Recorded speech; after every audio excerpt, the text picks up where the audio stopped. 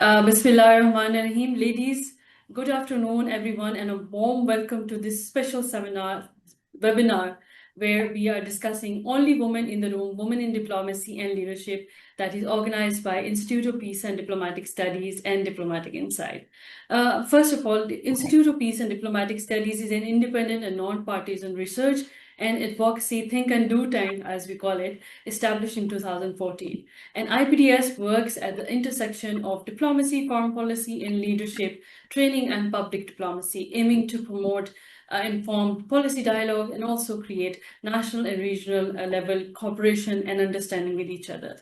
The key pillar of IPDS here I would like to share is advancing women's leadership, peace, and empowerment.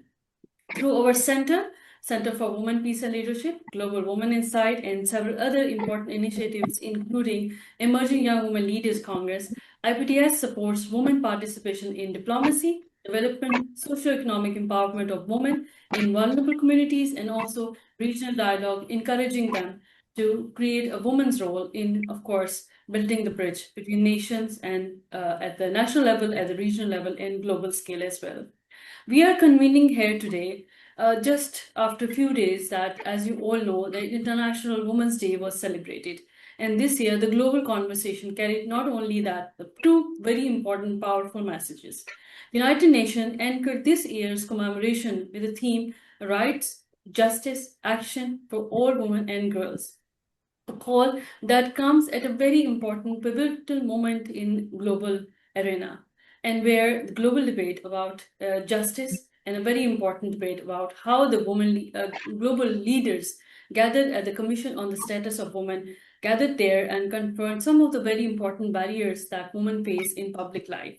The data has also showed that there's a need for urgency as well, because currently women enjoy 64% of the legal rights of the men worldwide enjoy only. And the current pace of the progress, if we chase to make that happen, to make it, fully inclusive, we only need 286 years. Yes, 286 years. And then the second important theme this International Women's Day has campaign was involved is give to gain. This offers that the question is about equation.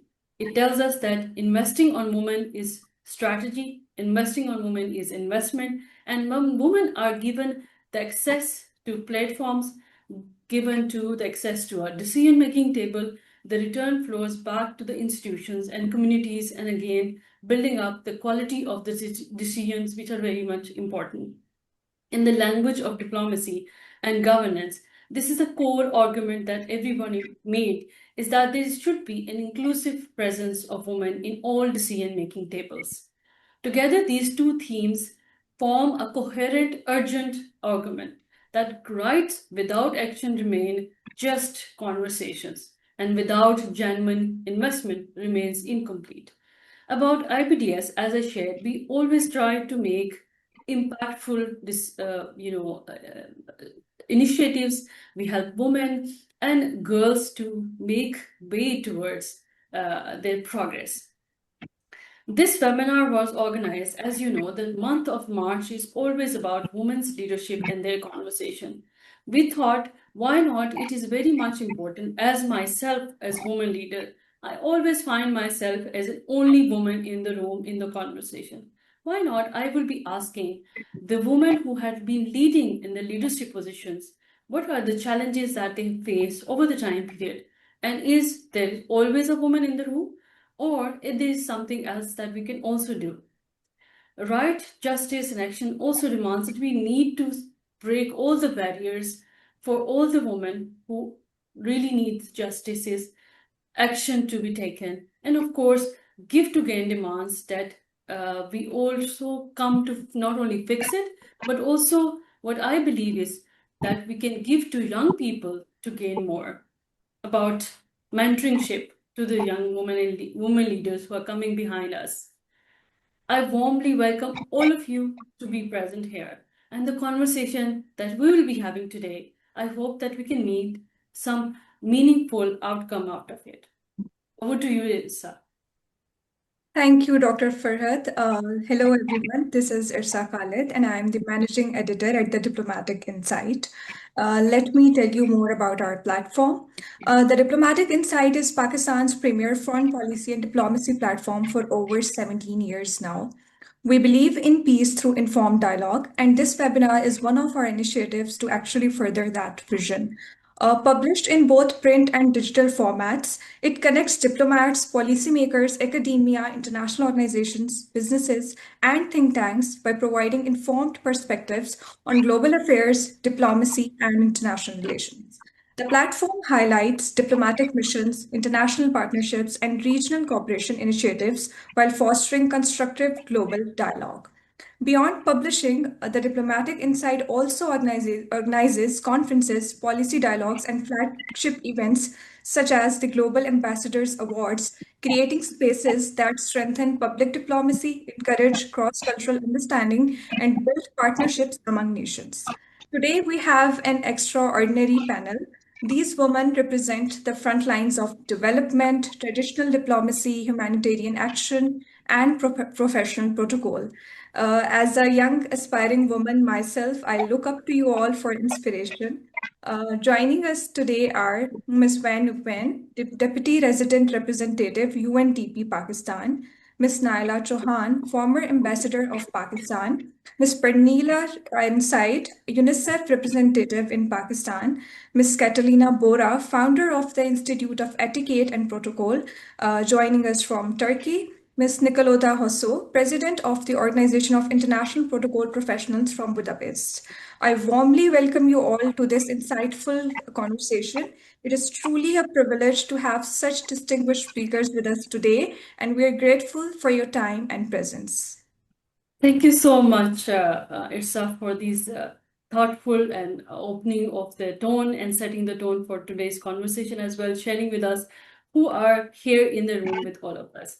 We'll now move on to our first speaker, and the three themes that we are today will be sharing is about professional and personal journeys of our speakers. We'll be also discussing what are the challenges and turning points in their lives that has shaped their leadership skills and paths. And then finally, we also discuss and shall look up to how they have created lessons that can carry forward in their lives, and of course, for our audience who will be listening to us. First of all, I warmly welcome again Ms. Van, who is the Deputy Resident Representative of UNDP Pakistan. Thank you so much, Van, for your presence. Van has been an extensive career of development. Over 2 decades of her journey began in her home country of Vietnam, and she has made impactful contribution in various regions, including Papua New Guinea, Malawi, South Sudan, Ukraine, Afghanistan, Bangladesh, and now making impacts here in Pakistan. Van, let us begin with your background. Share with us what has made you to be part of the UN as your professional journey, and what initially inspired you to pursue a career in this international development. Thank you so much, Dr. Fahad, and a very good afternoon, good morning to all my panelists. It is a really a pleasant surprise, not pleasant, sorry, happiness to be with you all this afternoon. And when it was being approached to talk in this forum, my instinct immediately is yes, but of course I asked my colleague to basically to vet IPDS to see whether it is a platform that that we should be investing our time in, given that how busy we are all in this day and age. So to be very honest, it is the vetting process was very positive, and of course I look forward to this conversation. And also just to say, before I answer your question, is that around 6 months ago, my colleagues in UNDP, we also had a podcast talking exactly about these topics. And it was so amazing that we brought in, development partners, but also private sector government officer. And the one that really made our show, our podcast was known to everyone is that Sanamia, the cricket captain. I think she is the one who pulled in all those audience. Then we have our podcast has a lot of views on that, thanks to her, I would say, and perhaps thanks a little bit to the conversation that we contributed in. Now back to my story is that born and being raised in Vietnam through my childhood, be Vietnam or Vietnamese considered the friend in need is a friend indeed. What do I mean by that is that during the war, Vietnam has been receiving a lot of support, in particularly the United Nations. So for us, for Vietnamese, United Nations is something so noble, and that everyone would be very proud to work for the United Nations. So when I graduated, I got the job with the European Union delegation, working with the EU colleagues. And then one day I was on mission. I am from the north, and I went to the mission in the south, very young, going out, party, and then come back to the hotel very late. And then I turned on the TV, and that was the day, the 19th of August, 2003. That day is known to many of us, and I'm sure that Pernilla would know, is that the first day ever that the UN was being the target, was being attacked in Baghdad, Iraq. First time ever. And being a person coming from a country who loves Vietnam so much, it shook our core, it made many of us cry and said, how come if it's that organization represent the world, represent the best of the best, is being attacked? So being a Vietnamese, therefore I said, at that time I said, I'm going to work for the United Nations. And I had that strong urge so much that I was following the news, switching from one channel to another channel, just to finally see that our head of the UN was being pulled out, his body being pulled out. He was killed in that one. And he's a very rising star in the UN. I was told that he was one of the candidates for the Secretary General. He's really known. And he's dead. So my strong passion for the UN started. I said, I am going to work for the UN. I came back, and maybe God listened to me or heard me. I saw a vacancy in the newspaper. I applied, and then I got into that. So moving from the EU delegation to the UN, it was something that people a little bit not quite sure why I did that, especially EU colleagues, because I was being very well treated over there. So even for more suggested that they raise salary for me to stay. I said, no, I'm going to the UN, not because of the money they pay higher. They actually didn't pay higher than the EU, but because the calling is so strong. So I moved. Life in the UN has been a lot of up and down. And from my profile that you have read, I've been to many difficult countries, crisis countries, but I have never had any moment that I regretted my decision that to work for this organization. So that's my story. Thank you so much, Ryan. This is such an inspirational story, in fact, that how some very important thing has ignited in you the passion to do development work. So my question is that in your leadership spaces, often we found moments where they're quite literally the only woman in the room. Could you share a defining moment from your journey that shaped your perspective on leadership or diplomacy or development? So there are many moments that we are very lonely in the room, right? So extremely lonely. And And Panila will also agree with me that many times we are in a very big meeting room with so many people, and then we see people are talking and you scratch your head and you said, how come that person was talking so much and making no sense to us, especially, many times as men, and they give themselves the right to speak as much. They start the conversation, they end the conversation. And at best, you try to squeeze yourself in. And of course, being a woman, being an Asian woman, it's very difficult for us to occupy space. So it's a big challenge. And one of my former bosses, when I left South Sudan for Ukraine, he has two advices for me. And when I left, it's 2015, which is 10 years ago. So I have already been in that middle management level. So I have been through many up and down already. Still, I found myself very being intimidated by men in the room. And then my boss was giving me two advices, and I carried with it. And somehow it gave me the strength. One, he said that one, be yourself. I know you enough. You will be fine. Be yourself.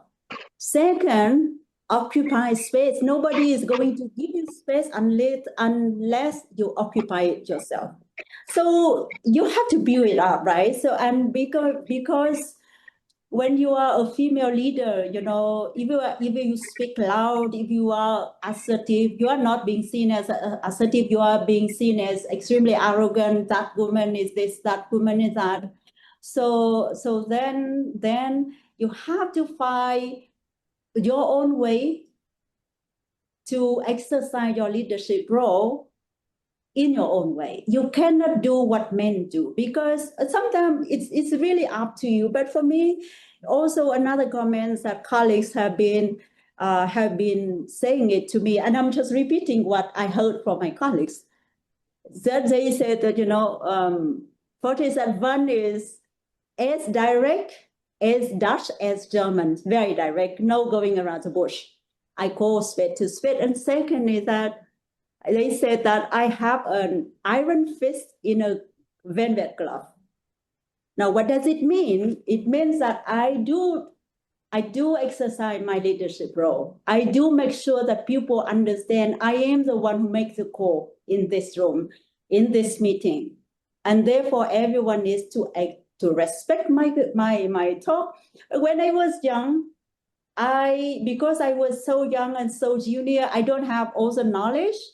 If I have some good thing I want to share, I have to say it first, because otherwise you will say it, and then what else? There's nothing remaining for me to say, right? And then I feel so awkward. But now at my level right now, I develop my skin. I am confident enough that I actually let my colleagues, my room, talk everything. They say, and I will be the one who say the last person who speak. Basically, most of the time I will summarize. Most of the time I said, I have nothing to contribute. You guys have done great. So being able to acknowledge the contribution of colleagues is very important, or being able to being courageous to say that actually I don't know about this topic, so please enlighten me, educate me. So being humble is also your strength. People will actually be willing to teach you, to help you, if you are actually sincere and open to say, actually, there's something I really don't know, so.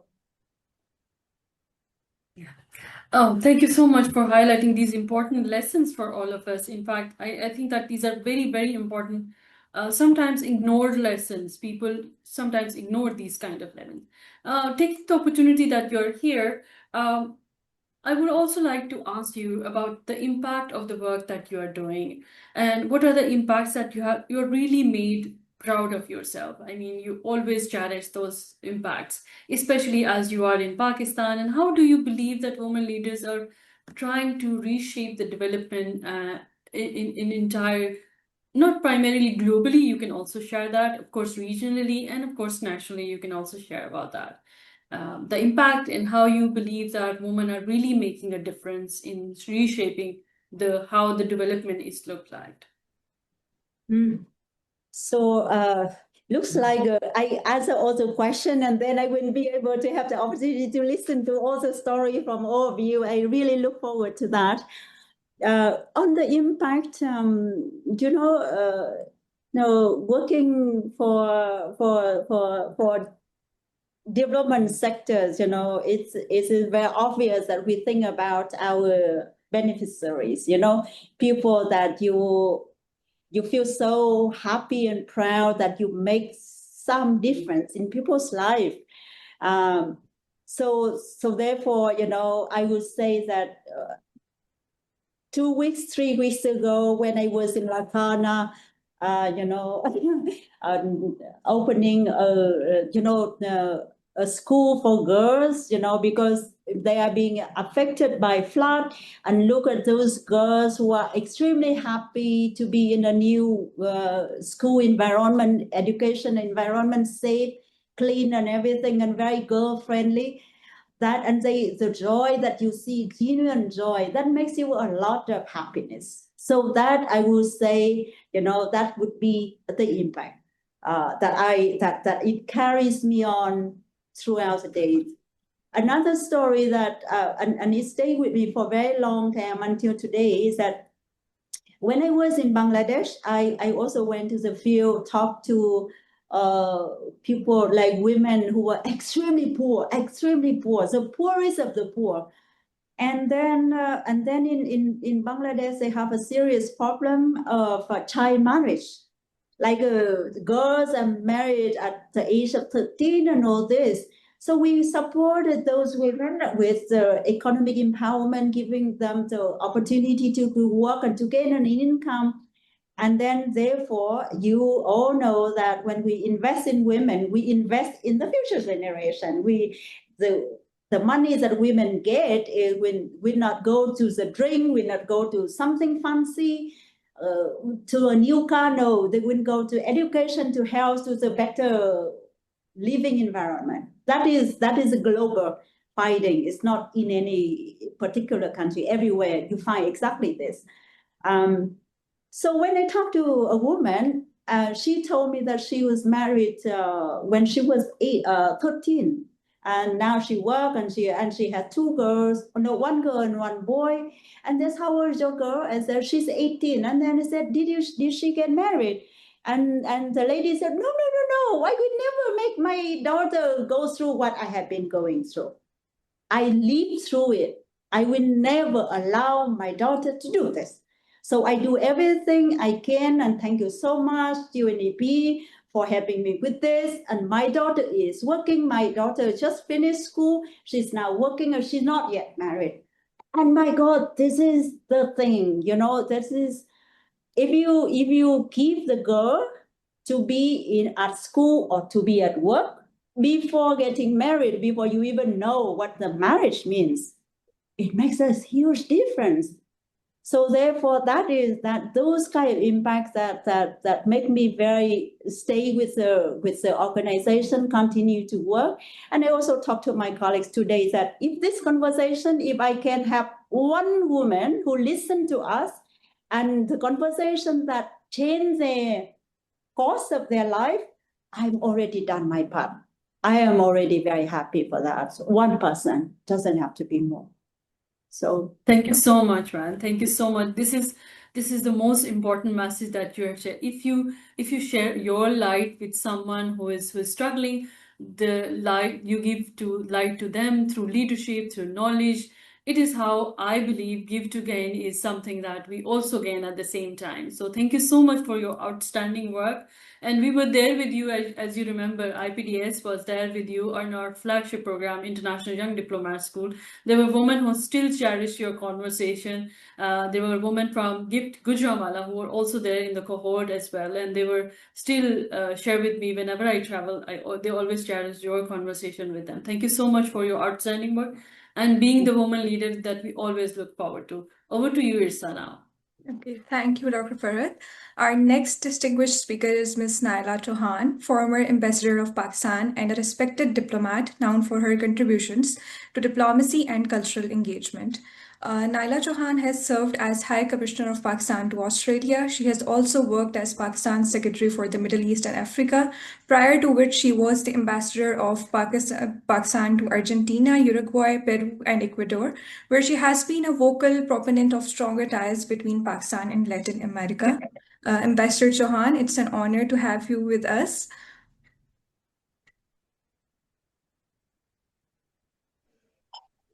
Thank you so much for inviting me to your program, and Dr. Farhat Azif, who I know from long ago when we were all struggling to find our space in the room. So it's lovely, Farhat, to be in your webinar. It was also very interesting to hear what one had to say. I think when we women sit together, there are very many stories that we find common, irrespective of culture, religion, uh, whatever background, nationality, ethnicity. Women as women, we link with each other from heart. And that's why I don't know, Faraj, you want me to go into my art or you want me to go into my life? How do you want me to? Please Irsa share, will go ahead. yeah, Yes. please share with us the early stages of your diplomatic career and what motivated you to join foreign service. Well, thank you. Thank you, Irsa. And it's lovely to see a young girl as editor in chief of your magazine also. So Farhat has a good eye to bring women forward. She has done a great job in that. Well, my early life, yes, I was very privileged when I was born. They celebrated my birth as they would celebrate birth of a boy. Laddus were distributed because I was the first girl in the family in 3 generations. So I was privileged in that sense. But as one grew up and in the world, when you come up in university, it was very nice. Qaid Azam University, I graduated from. And then firstly, the cultural, pressures on parents. I had got scholarship to go abroad, but the parents thought that, a young unmarried girl being sent abroad is not a great idea. And then my uncle, he was our first ambassador to Bangladesh. So my parents suggested that I should take CSS. Not something I was looking forward to. But Farhat and I, we had a common mentor, Dr. Tahir Amin, God bless his soul. And he said, no, take civil service exam. So with all these mentors I had, I took the exam. Alhamdulillah, I got a good result. And then this was 1981 when I took the exam. So I'm from the 82 batch because the result comes a year after. And that was the time when it was President Ziaul Haq's time, and they didn't want women in the foreign service. So 2 batches above, women had left. Having joined, they left. So the idea was that if my batch, there were no girls, they would close the doors to women in the foreign service, because foreign service anyway was a male dominated service. They didn't have women in Pakistan foreign service till 1973. The first woman we have as a career diplomat was in 1973. So I'm 82 batch, which means that, about 9 years after. So Foreign Office was still trying to adjust with presence of women around because it was a very male dominated place. But anyway, in the psychological exam, they pressurized me to change to other service. That option they were giving specially to women so that they don't come to foreign service. So out of 4 women who had opted to the Ministry of Foreign Affairs, 2 opted out, including the famous poetess Parveen Shakir. She went into customs after having joined the foreign service. But I thought to myself that if I give up like others have, then the doors to women will be closed forever. So I stood up, and luckily I was on merit. So I said my slogan was foreign service or no service. If you want to throw me, you should have the courage to say so. And if you don't have the courage to say so, then you have to live with me, because I'm not leaving foreign service. So I stood up. And as Van was also saying, you know, when you stand up, when you take your position, then others start giving you space. But if you get pressurized, then you lose your space. So Alhamdulillah, I stood up, and I feel gratified that since I stood up, the doors to women were not closed, and more and more women started coming into foreign service. And now I think there's almost gender parity in the Ministry of Foreign Affairs. But the time that I was there, it was very daunting, because I was a very, and Farhat might remember, I was a very feminine looking young girl that I was, with long hair and very traditional dress up, which I deliberately did because it was a male dominated place. I didn't want to wear suits like guys. Some women had opted to dress up like them. But I said, I will celebrate my femininity, and I will make them respect my intelligence also. That comes from hard work. So at times one had to work twice as much to get half the recognition, because they wouldn't take you seriously if you're very femininely dressed, and or Pakistani dresses are anyway colorful, which I love. I mean, I love colors. So it was a challenge. Then getting married, because it's a normal phenomenon in human life to get married. And that was a challenge. Luckily or unluckily, my spouse was also in the foreign service. So we became a tandem couple. We were the first tandem couple in the Ministry of Foreign Affairs. And then the ministry didn't know what to do with us. But my husband and I, we had taken a position that in office, we will not talk home, and in home, we won't talk office. So we disciplined ourselves, because I felt that I had that responsibility not only to myself, but to the women who would come later. Because if they say, oh, women come and then they become, Begum Sahabs, and they do this and they do that, so women are not good for the Foreign Office. So keeping that in mind, I sacrifice a lot on my own person to be able to get that recognition as an officer, because they would rather see me as wife of an officer than as an officer in my own right. But that took a lot of hard work. And then talking about the only woman in the room, many a times I was the only woman in room. I can share a few anecdotes. I was part of our delegation to World Trade Organization, WTO Ministerial Conference, and I was the only Foreign Office representative in the delegation, and I was the only woman also. So when we were there, it was in Hong Kong, and every morning all the officers would get together and we would brainstorm on what the strategy would be in, negotiations. And while we were doing that, one officer says, there's one lady in this room. Why don't we ask her to make tea for us? And I was shocked. And I looked at him and said, I don't see any lady in the room. And if anybody wants to say, obviously, I'm not looking at myself, I'm looking at all of them. So I can't call them lady. I said, I don't see any lady in the room. They're all officers, and whoever wants to have tea can make it for himself. And everybody started laughing at that, because that officer was then embarrassed. So many a times you would come across this kind of, remarks. And then another interesting experience I can share, that I was at that time Director General Disarmament. And there was a conference in Jordan. We had to go. It was a security conference.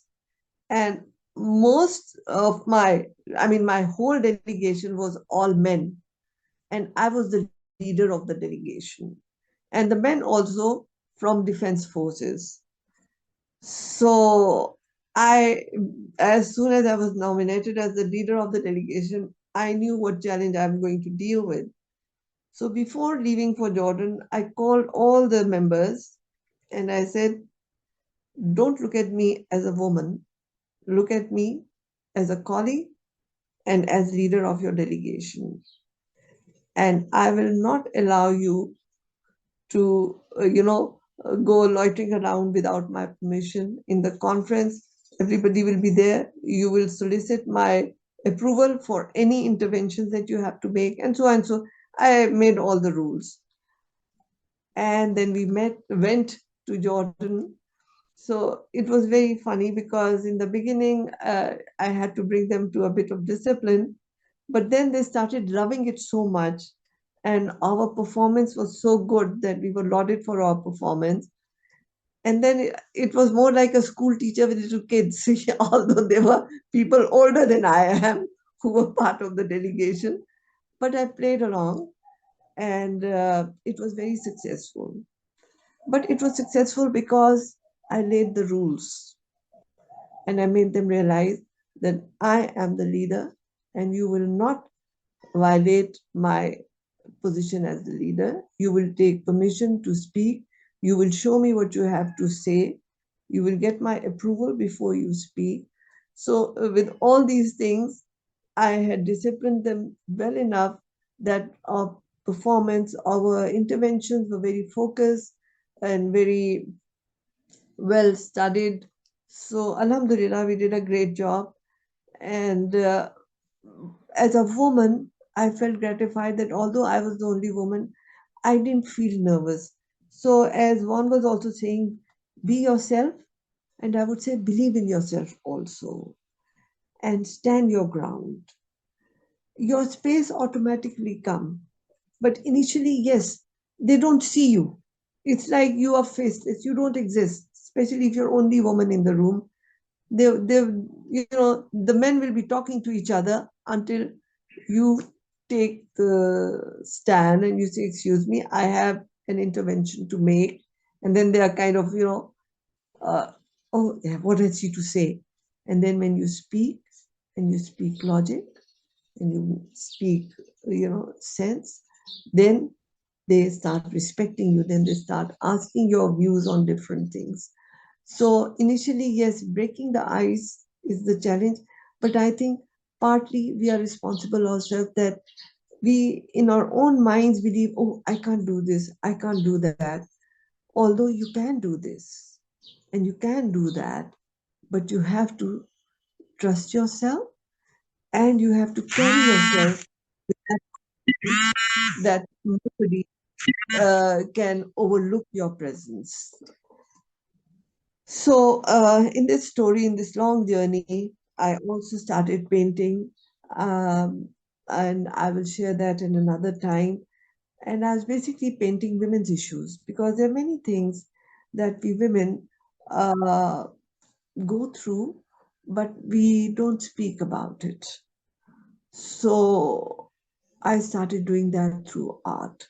Having been at UN at New York, having been in the third committee, having dealt with all the issues of women that are also deliberated upon in the third committee, I realized the universality of the issues. And I realized that if we women stand together and share our thoughts, share our strategies, learn from each other's best practices, we can go far. And in our own homes, in our own country, mentorship. And I know Farhat has worked a lot on mentorship, and I've always supported her. I also do mentorship. Unfortunately, in our culture, men do mentorship to men, but women don't do mentorship to women because somehow each woman has struggled through life in a manner that she doesn't want to talk about the difficulties she has gone through, and therefore she does not take that responsibility to be a mentor to the younger lot who are struggling themselves also. So I think we have to create that bond amongst women who are senior and experienced, and women who are young and are curious and wanting to come into the practical world or the practical professional life. So, is that enough, or do you want me to speak more? You can,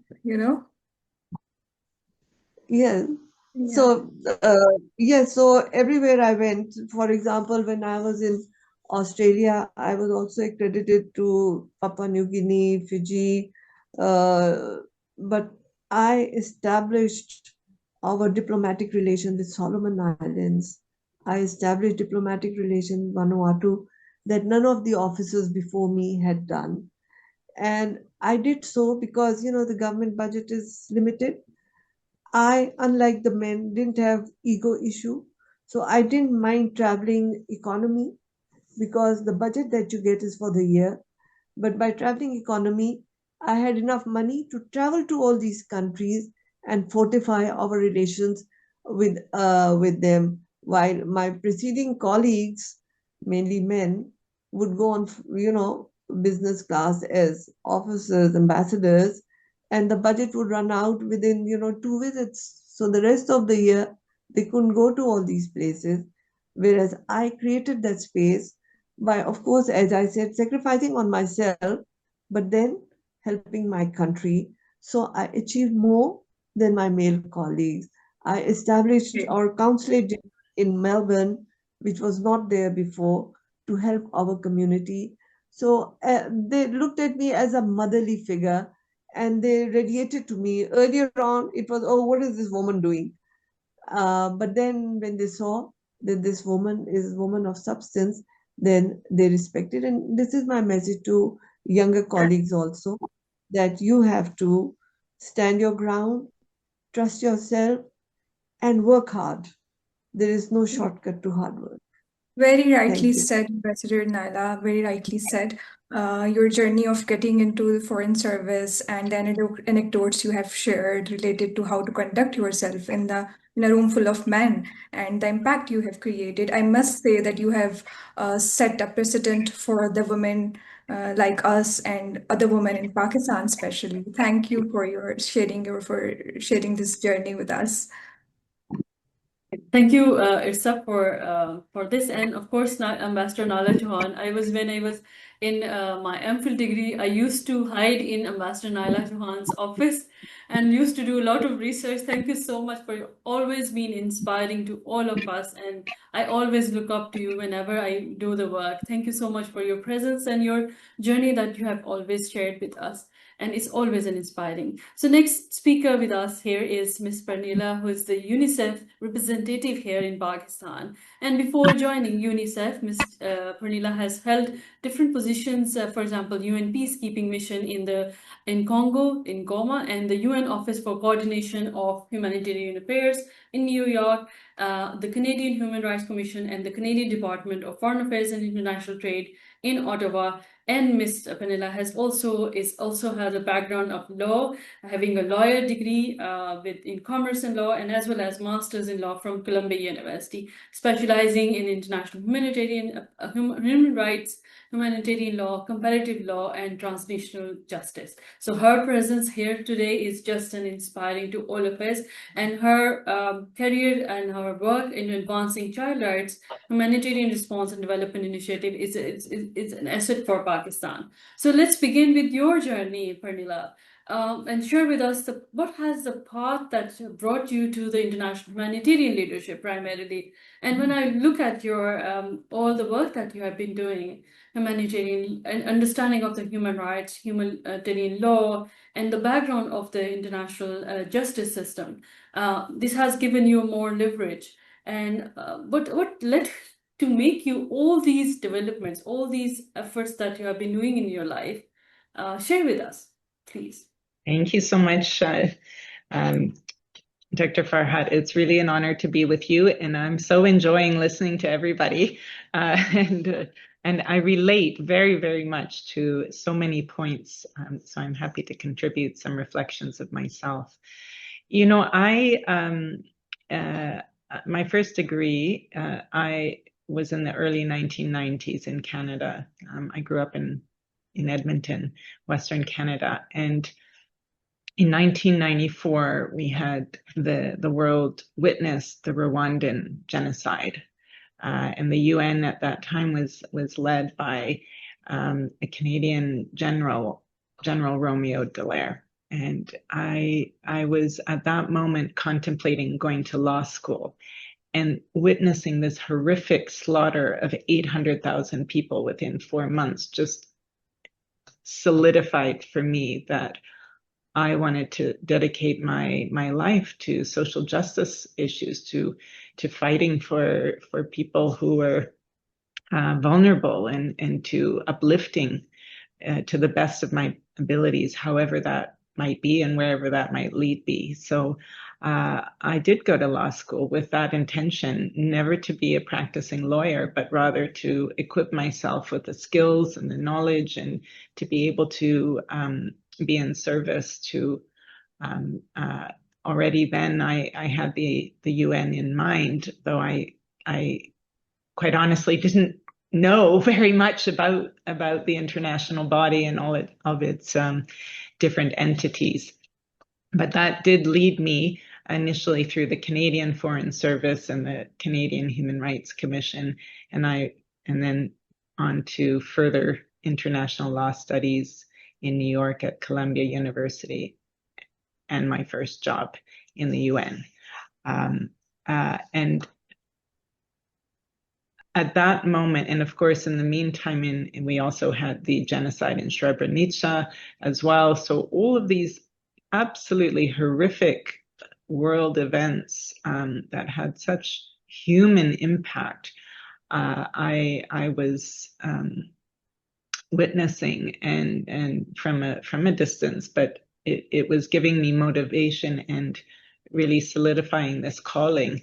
And when so from my studies, when I had the opportunity to initially join the UN Secretariat as a consultant, and then move my way to UNICEF, I said to my seniors, send me somewhere where I'm going to learn and where I can do good, and that's what led me to my first assignment in Goma, Eastern Democratic Republic, where,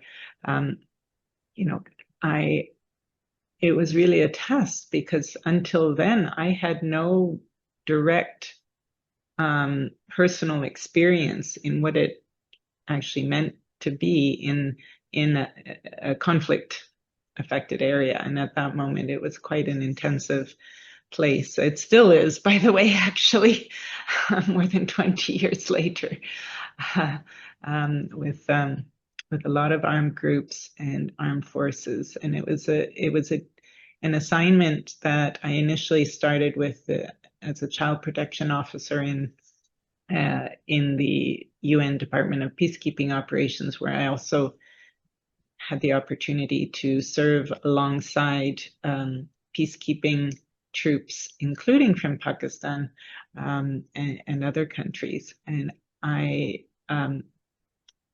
what stood out for me is how male dominated my environment was, in my day-to-day working was.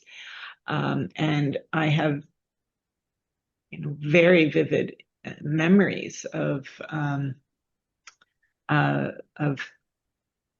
needing to stand up for in various circumstances, whether as part of my official capacities, but also less officially, but standing up in particular for what is for the right thing to do. Let me elaborate a little bit on that. In my official capacities, one of my jobs was to negotiate the release of children who were associated, whether by force or quote unquote voluntarily, with the armed forces, the government of Democratic Republic of Congo, as well as with armed groups. And this required usually leading a delegation of men for those negotiations. And my counterparts were certainly all male. and military. So those were incredibly formative moments in terms of my honing my professional kind of confidence, but also placing myself and seeing the kind of impact that I could have.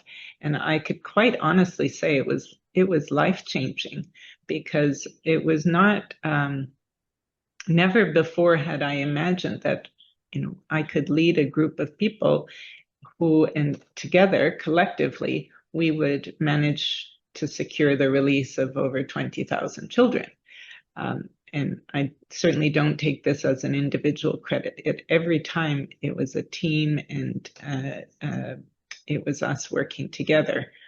But the actual planning of the missions, the tactics of the negotiation, and then the hot seat across the table, so to speak, was one that I held. And then even within the peacekeeping mission at that time, I was also the focal point for the prevention of sexual exploitation and abuse. And at that particular time, there were incidents where peacekeepers themselves were involved in exploitation and abuse of the people we were there to serve and to protect. And having those, raising those cases to the attention of our own peacekeeping, UN peacekeeping commanders and the overall general was very difficult. And they did not want to hear it at all, because this would bring shame, of course, and it's of concern to the entire UN system. So I recall some quite difficult conversations there, where the lawyer in me had to remind what our mandate was, and that it was necessary to report on behalf of cases that came to my attention through the official channels. And just to put it in perspective, even myself, I was subjected to that kind of sexual harassment by a serving UN peacekeeper, and had to report it, which was, the brazenness and boldness of this was absolutely shocking to me, but it was very, very valuable lesson, because I had to stand. It just made me that much more resolved, not only first and foremost, to stand up for everybody else, but I also had to stand up for myself in front of these commanders who didn't want to just kind of, oh, won't you just put that, so sorry, can we just forget about it? No. So, let's say fast forwarding, those experiences early on in my career helped me so much to gain confidence, and which has then subsequently helped me in quite a few other onwards. I've served also in Yemen, in Iraq, and I was head of office in Gaza for a couple of years, including dealing with Israeli bombardment for the 51-day war that we had there in 2014. And in each of these circumstances as well, I had largely male team. My counterparts were often male, and I was able to dig deep into those previous experiences that had given me the opportunity to build resilience and strength and confidence.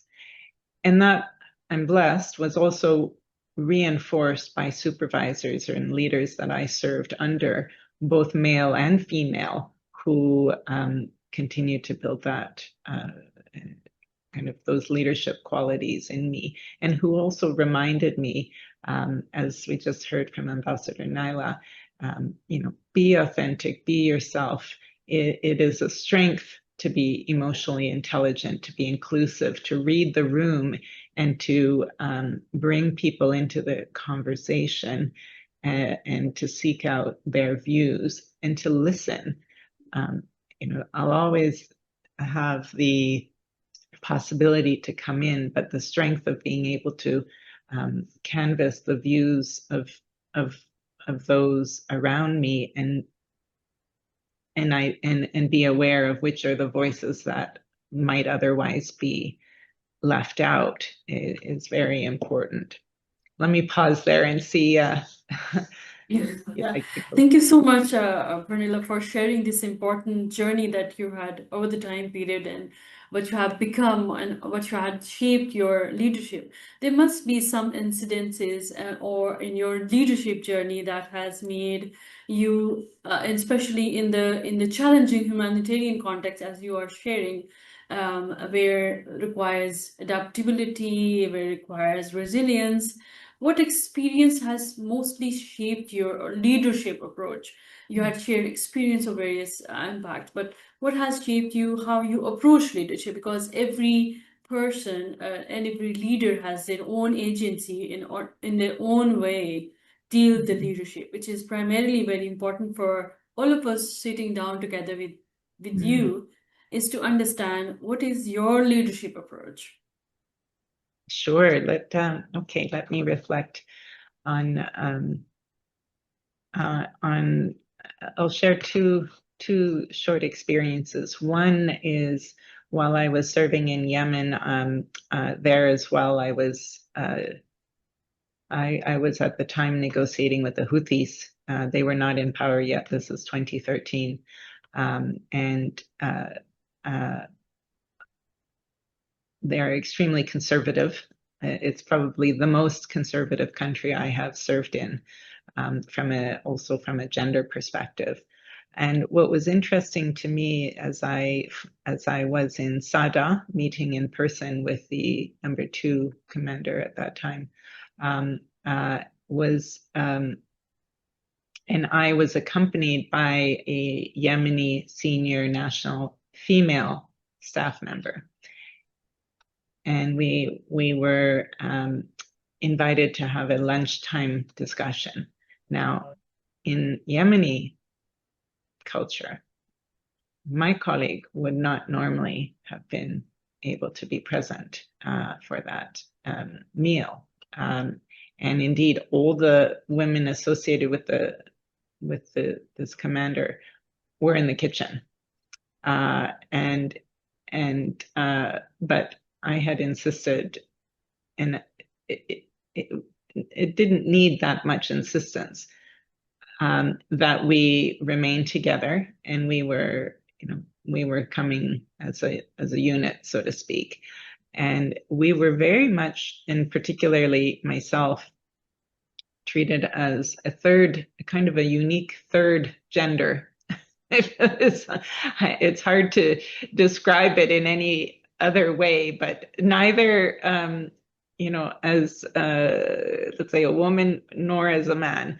And in a way, this actually gave unique privileges and influence, because I could bring in perspectives that were different, and yet from the engaging conversation that we were having, and which was it was a negotiation, it was also having impact and resonating. So it's surprising.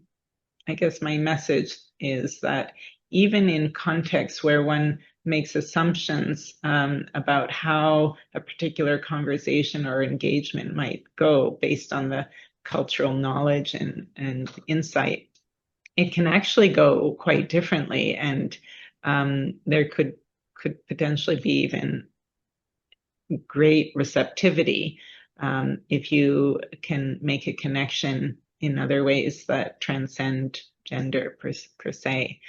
And the other short anecdote I'll just share also from my time leading our office in Gaza it was a time of war, where you know,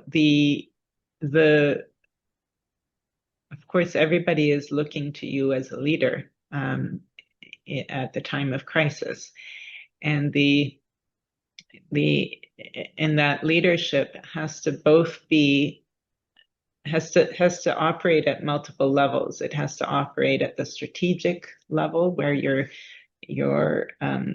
engaging with clarity, your principles, value-based, advocating, standing up and speaking the truth, and not being intimidated in the least.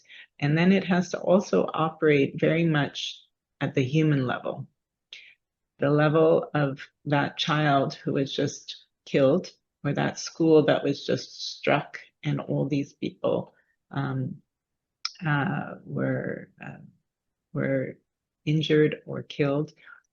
And the level of the staff, whose families are displaced as well, who we were all living in the office, many of us, in fact, including our Palestinian colleagues and their families, their wives, their children, for safety, of course. And I find that women are particularly good at navigating that interplay between the strategic leadership and the emotional intelligence and ability to bring people together, to make them feel seen, heard, valued, and supported. And I try to do that in every leadership role that I have, including here in Pakistan. Yeah, two very important leadership message here for those young people who are sitting around is adaptability and empathetic leadership, which is very much important in your leadership role. As you're here in Pakistan, Pernilla, which is again also a complex environment, but what is the purpose and what is the clarity that you bring along and the impact that you are building in, especially building in the lives of the young children and communities? Share with us. Thank you. You know, I see my impact as making sure that UNICEF, with the entire UN family, is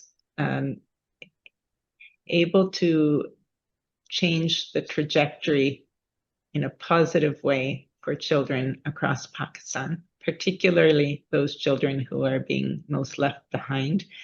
I think we know the statistics on 26 million out of school children, learning poverty for those who are even in school, the highest absolute numbers of stunted children, neonatal mortality. I mean, really difficult trajectory. So using the resources that are available for development, both the government's resources as well as those that are brought by the UN system, by development partners, in order to have the most impact positively for children. That is my mission, and to do so collaboratively, efficiently, and effectively, and with a human face. Yeah. So this is I have 4 years. I've only arrived 8 months ago.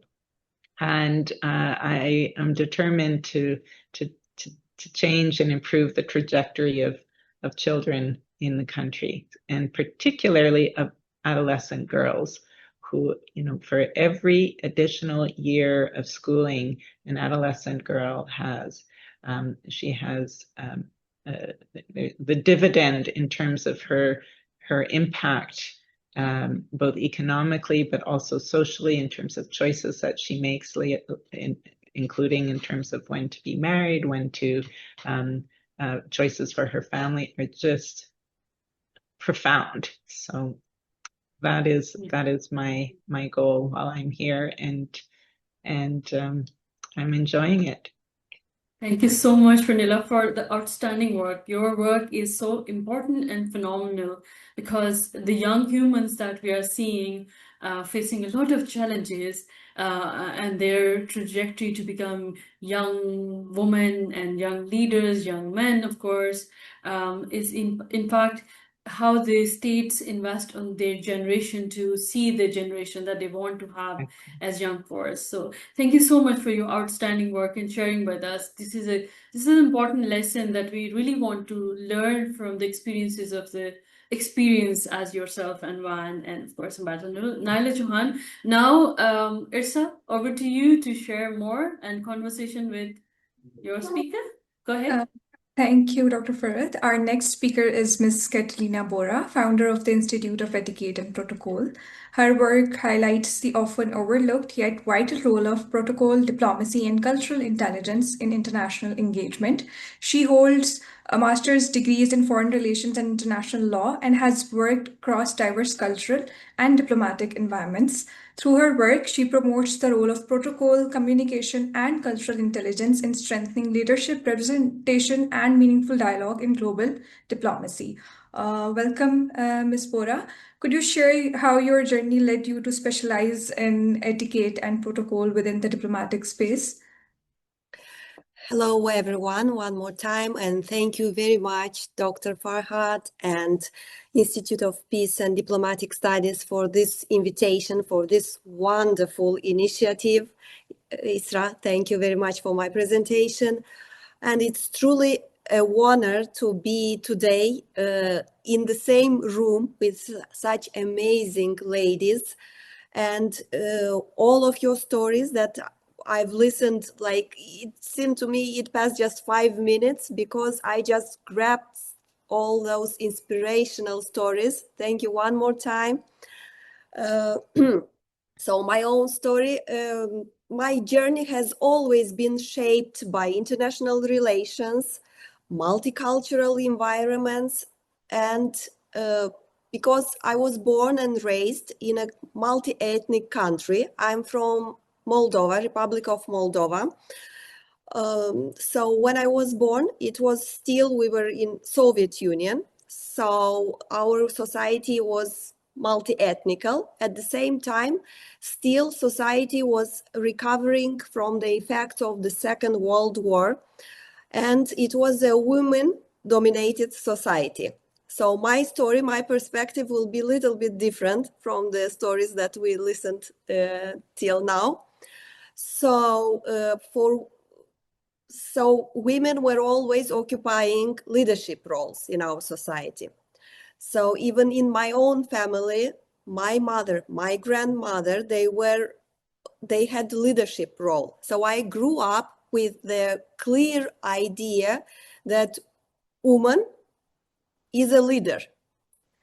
So at the same time, I was seeing how nicely all women around me in my own family, in my own environment, they were managing all these different roles: role of mother, role of wife, role of director of an institution.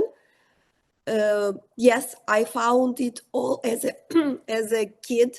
I found this always hard, but very inspiring.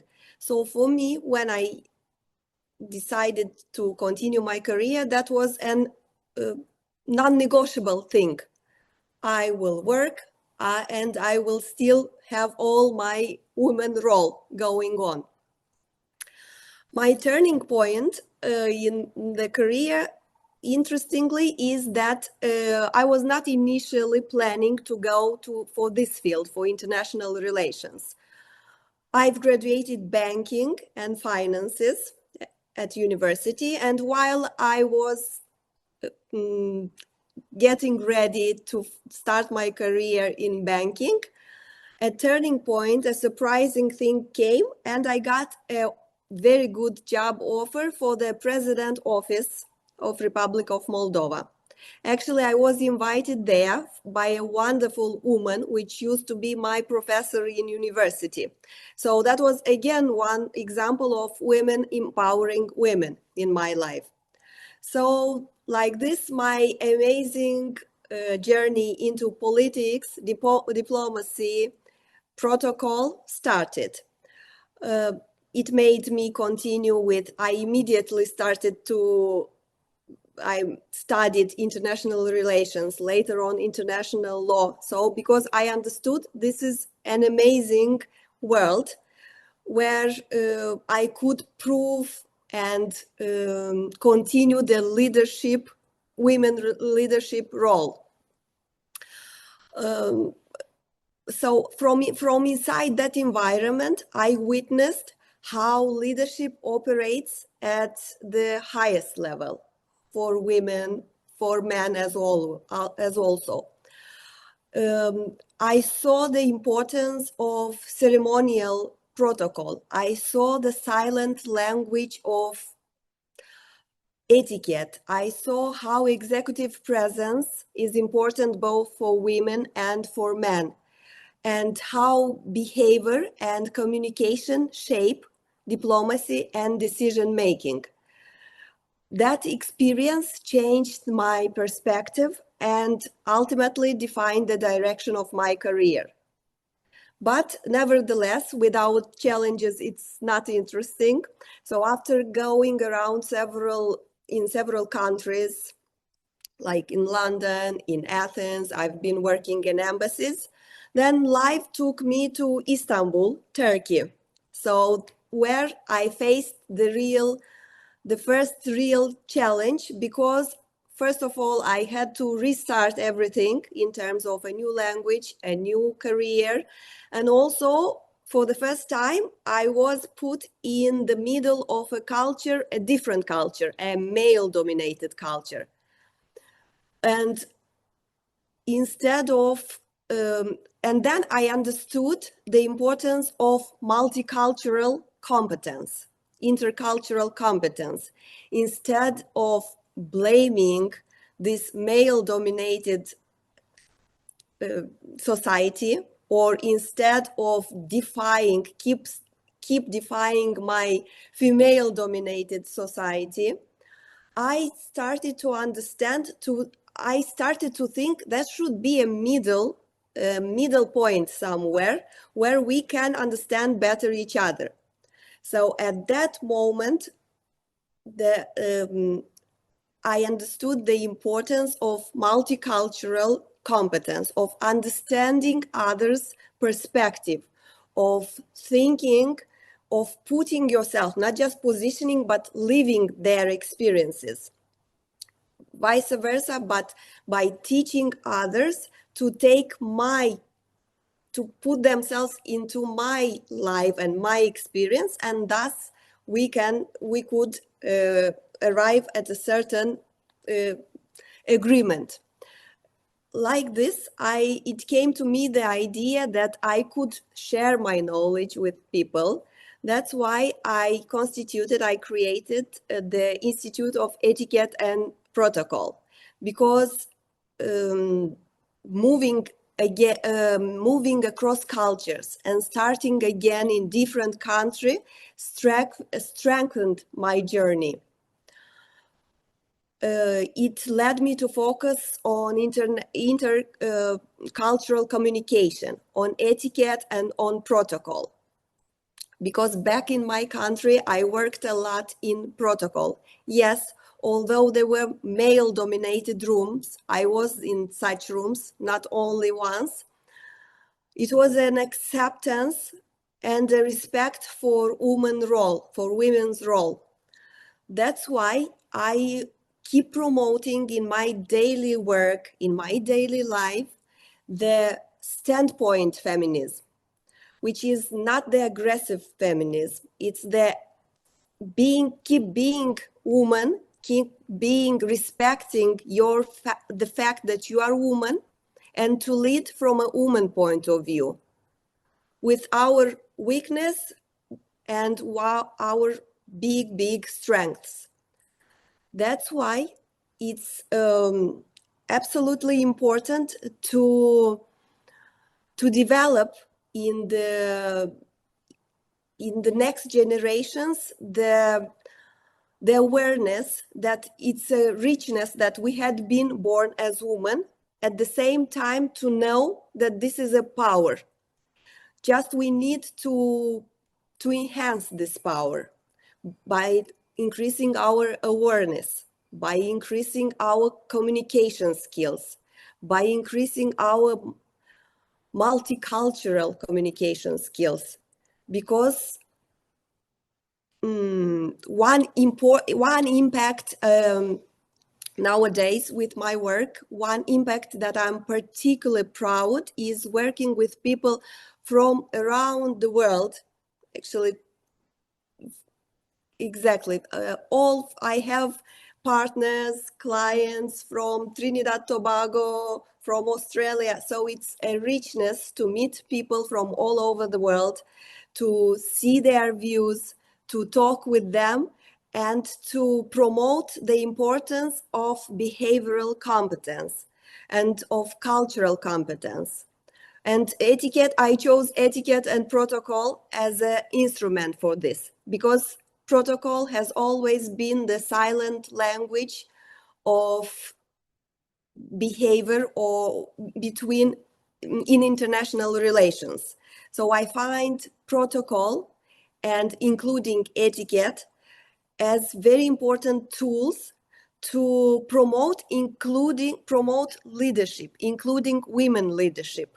Because by learning some, not just rules, but by learning to adapt yourself, to adapt these rules to the room, even if it may be filled with men, you will show a real strength, a leader, you will rise like a real leader. And actually, all the stories that we heard today, they were all just examples and proofs of true leadership, and proofs of the fact that if you enhance the behavioral competence, if you enhance the ability to know how to talk, how to communicate with people, even coming from very, very different cultural background, still it will allow you to lead.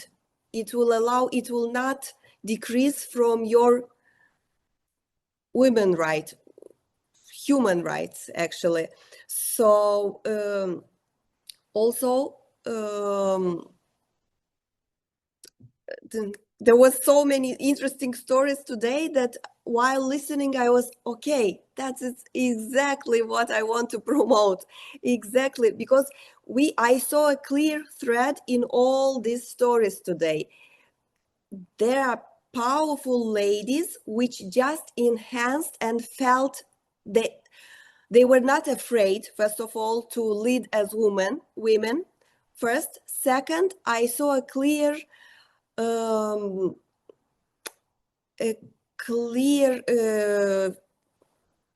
path towards emotional intelligence. There was a clear, in all these stories, in all these careers, all these women, they were powerfully emotional intelligent. They were behavioral intelligent.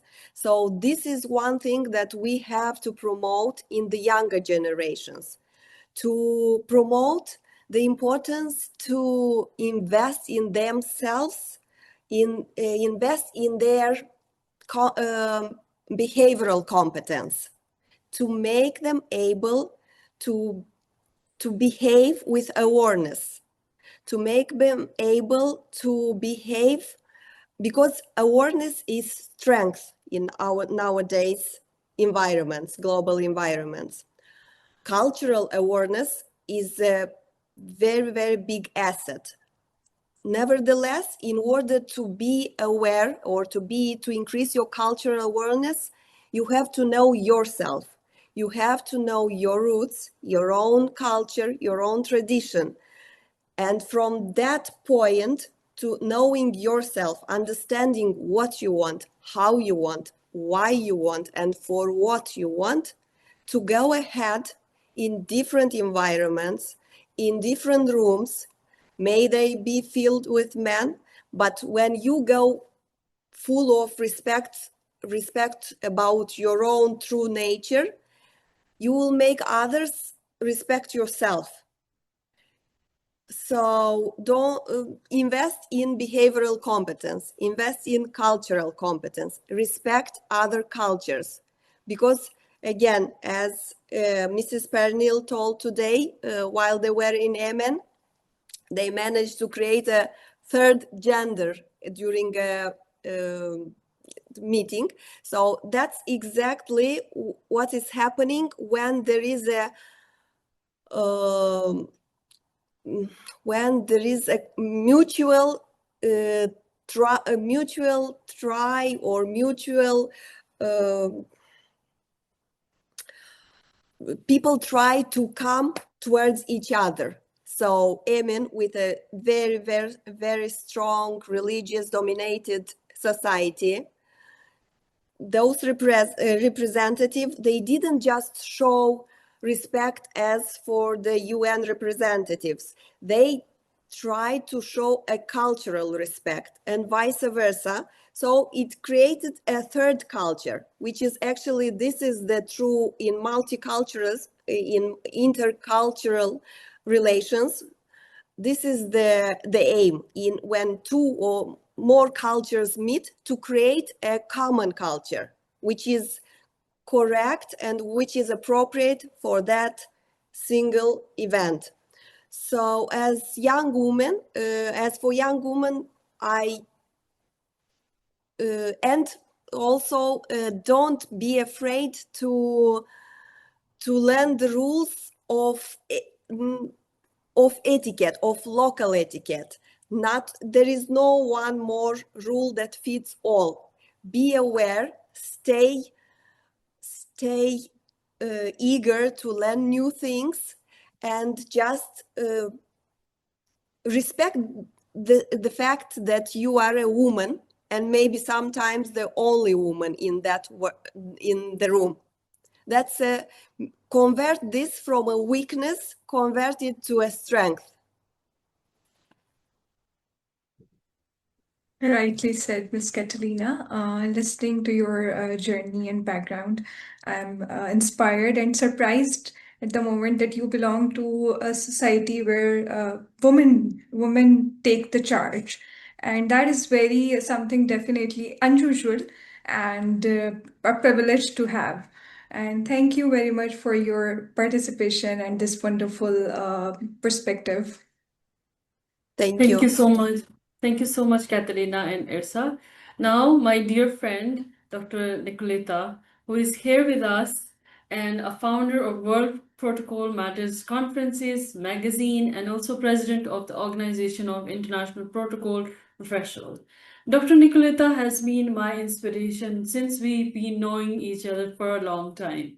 And her journey has also inspired many of them who are around her.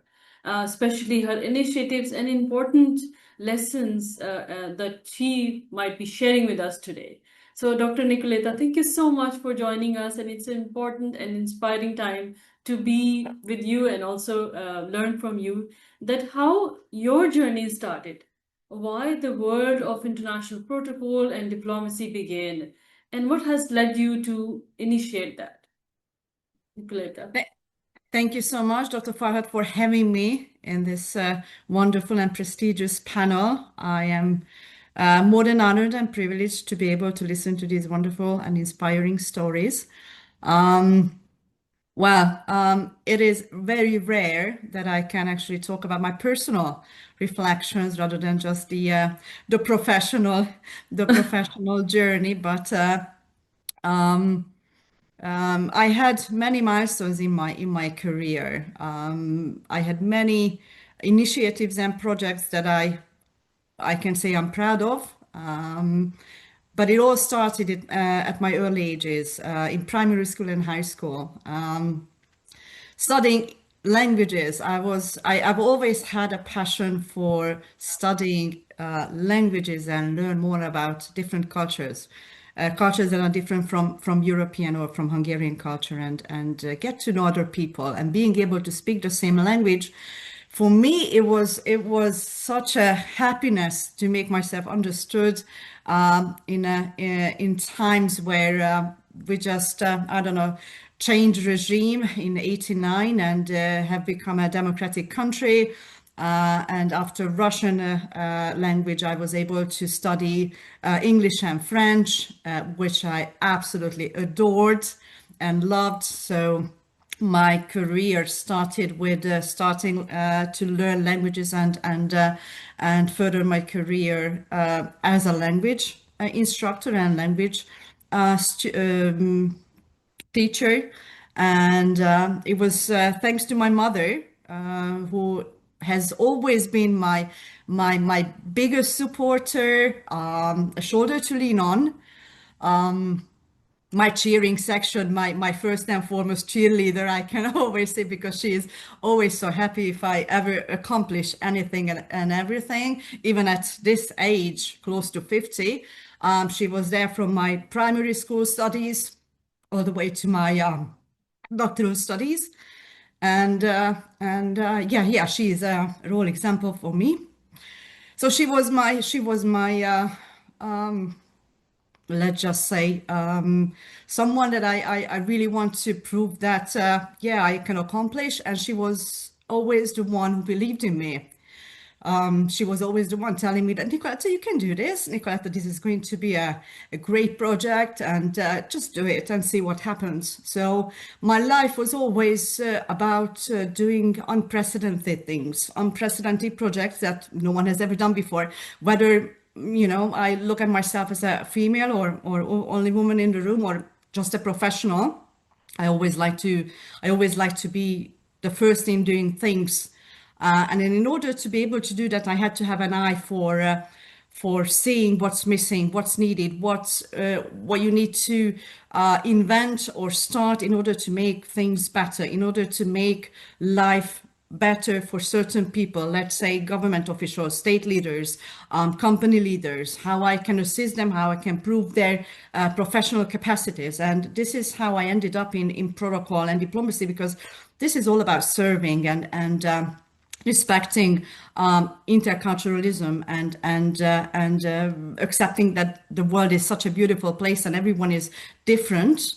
And to be able to do that, first and foremost, I had to have a job which was not protocol, but I started my career on international waters. If I say international waters, I say expressis verbis. I was working on cruise ships, traveling around the world at my very early ages, from the age of 19 all the way to 25. So by the time I came back to Hungary, when I was 25, I had traveled to 69 different countries, and I worked with at least 30, 40 different nationalities on board, 24/7.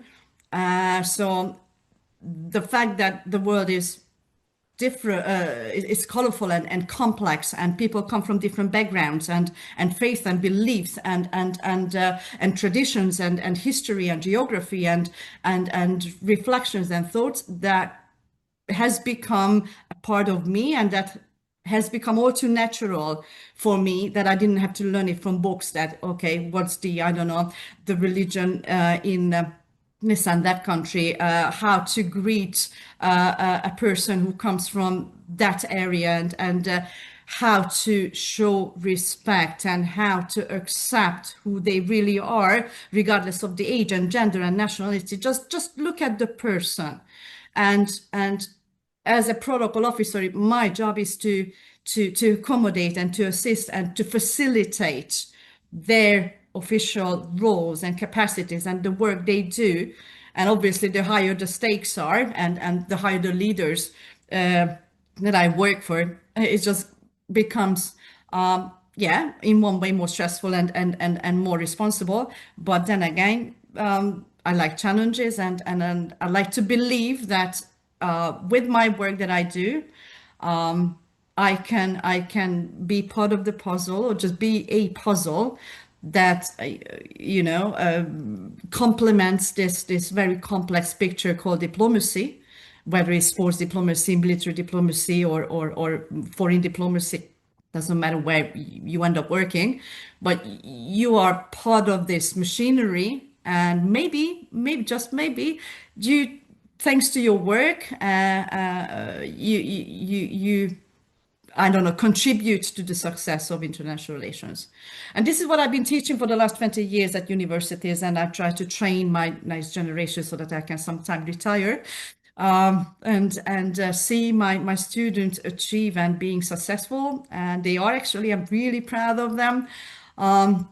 But then again, back to my unprecedented milestones and projects. Basically, this is how Organization for International Protocol Professionals was born back in 2017. There was a need for a national professional organization. And I just saw the opportunity, the timing was right, you had to be at the right time and in the right place to see that, yeah, there are, young generations learning from you, but how am I going to hold their hands in the future after they graduate? I have my mentors that I am really, really grateful for. Ladies and gentlemen, both really good at what they are doing, and I was happy to learn from them. So how can I connect these wonderful individuals, all working in various fields of protocol and diplomacy, and create a community? And this is how I came up with the idea as a woman. But by that time in 2017, I had already 4 university degrees and I think 3 or 4 books published. So I had to accomplish and put something on the table to be taken seriously and to look and seem credible and trustworthy. So not just women, but men would follow me. So I always believed in the fact that you have to lead by example. This is what my mom taught me. You have to do it. If you don't do it, no one else will do it for you. And I still basically function based on this motto or based on this, I don't know how to say it,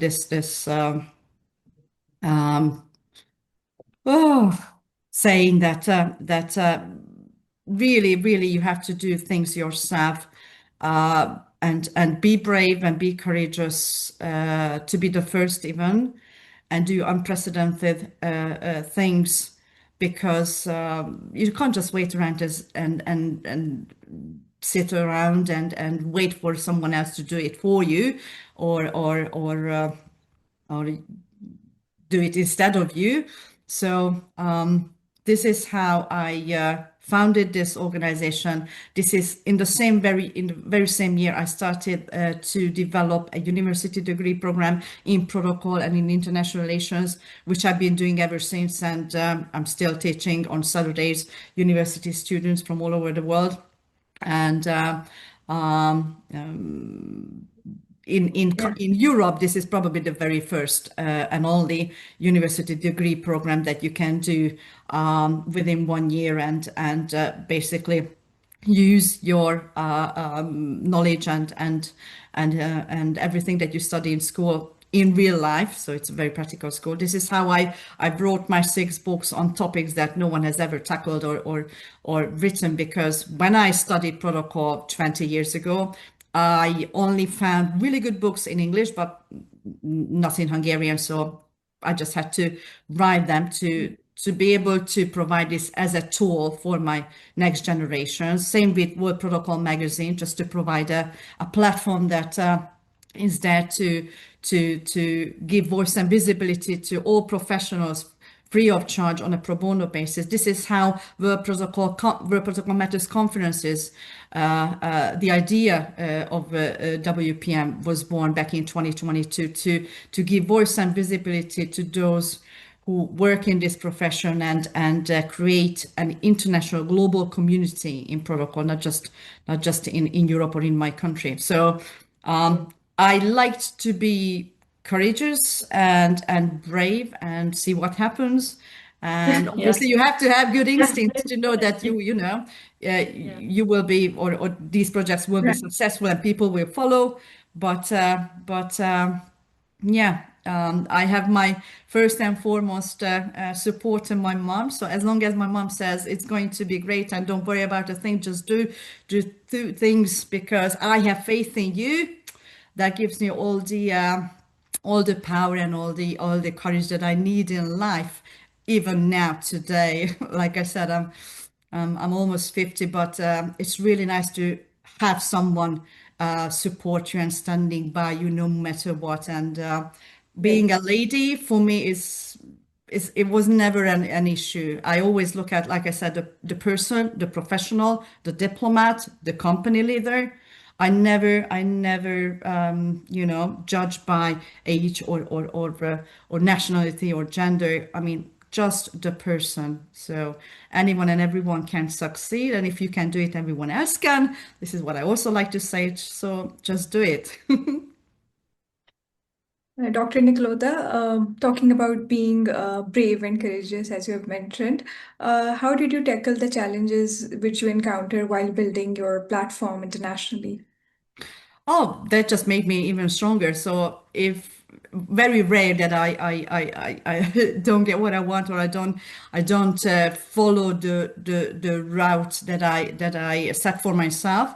So every now and again, when things don't work out the way I plan, I just come up with plan B and C and D, as you would do in protocol. Protocol is about solutions, providing solutions. There is no such a thing as no, or I can't do it, or I don't know. So no, and I don't know, or I can't. It can't be done. It's not in our vocabulary. This is what I've been teaching for my teaching my students. And training them to have an attitude of being able, being capable. And I love these challenges when people say to me, "Oh, you can't do this," or "No, it can't happen that way."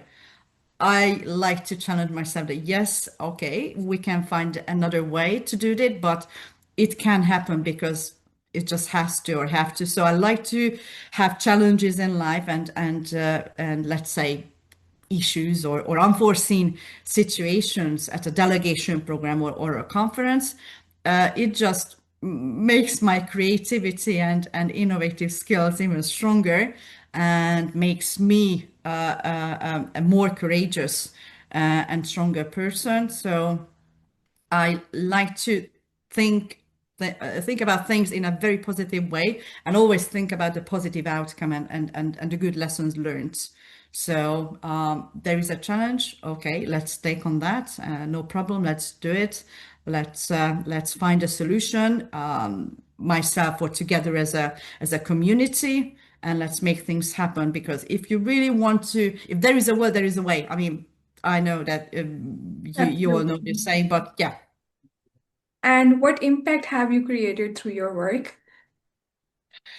Oh, I like to ask my students about this. I like to think that, well, at least in my country, I've been able to train the future generations and who are there at important institutions and organizations, working and helping and assisting other leaders, and I can only hope that they are actually happy what they are doing and they are successful, which means the company, that particular organization, that concrete delegation program will be flawless and smooth and successful.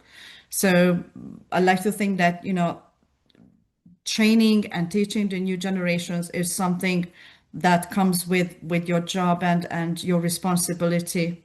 And knowledge is power, but your obligation is to share your knowledge, because yeah, once sometime in the future you have to step back and you have to give space for the new generations. Also, I would like to think that with our community on a global scale, World Protocol Matters conferences and 11 May World Protocol Day mission will be a successful one, and we will reach the tables of the UN General Assembly and to be able to submit a proposal, a joint proposal, in order to recognize each and every protocol professional all over the globe working and dedicating their life for the diplomats and for world leaders, and they have to be recognized and respected and cherished at least one day in the calendar.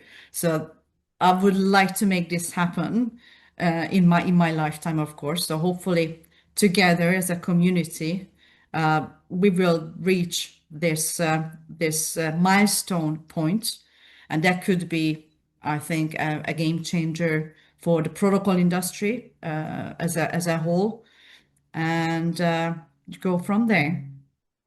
Yeah. Yes, sir.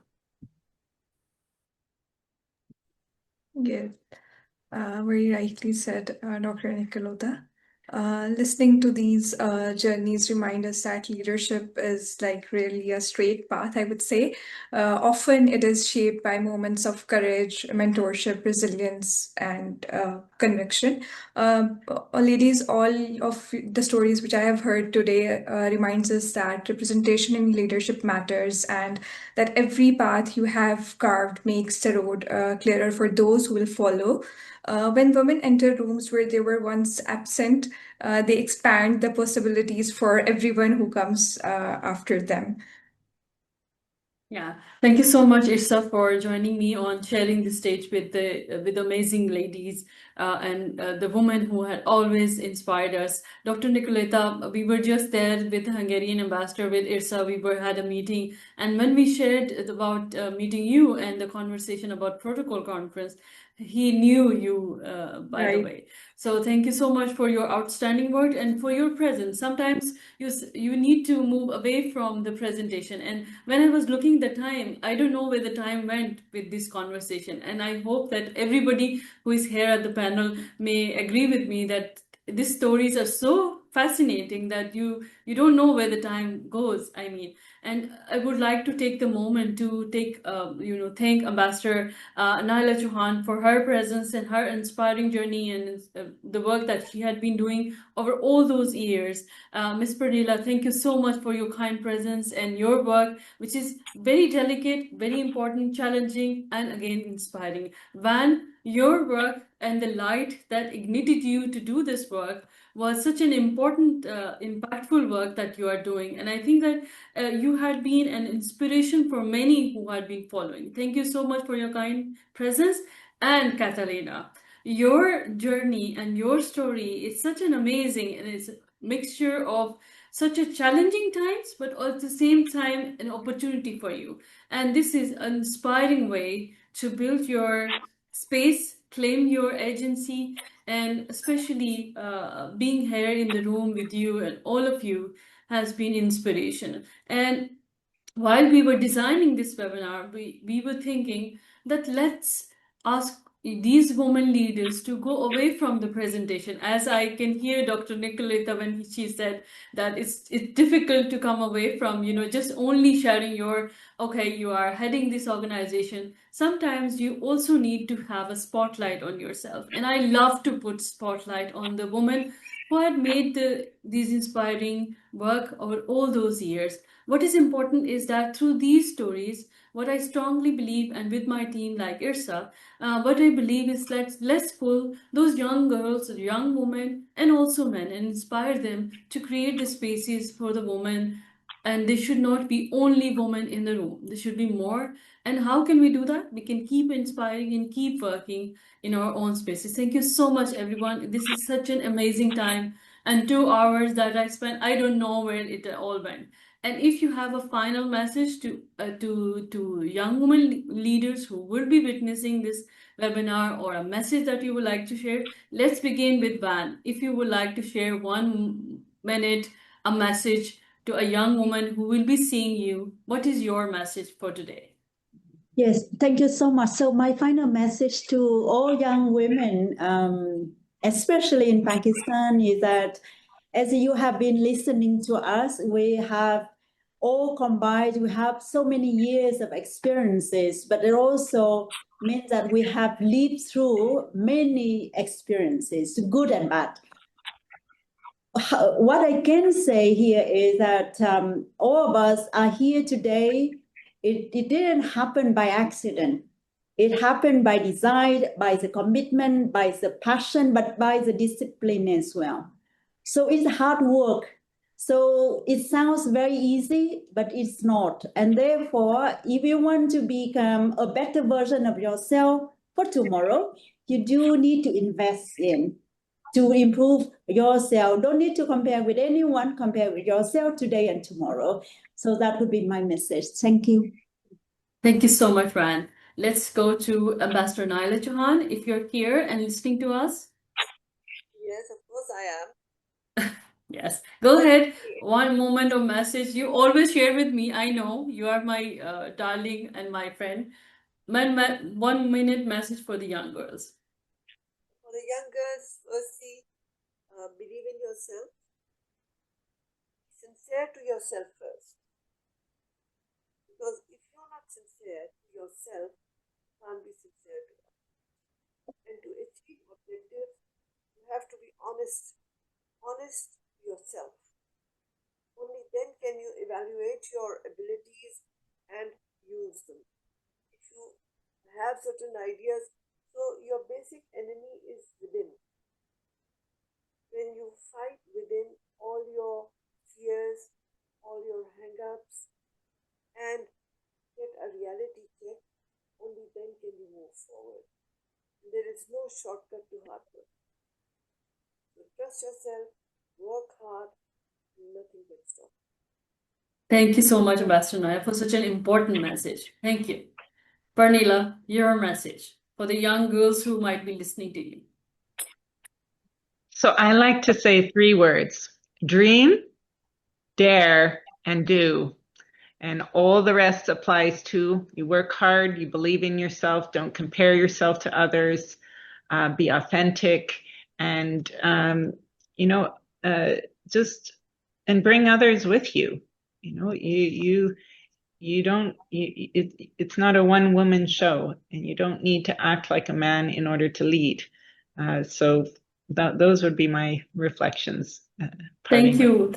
Yeah, thank you so much for such an again important message. Catalina, your message to the young girls.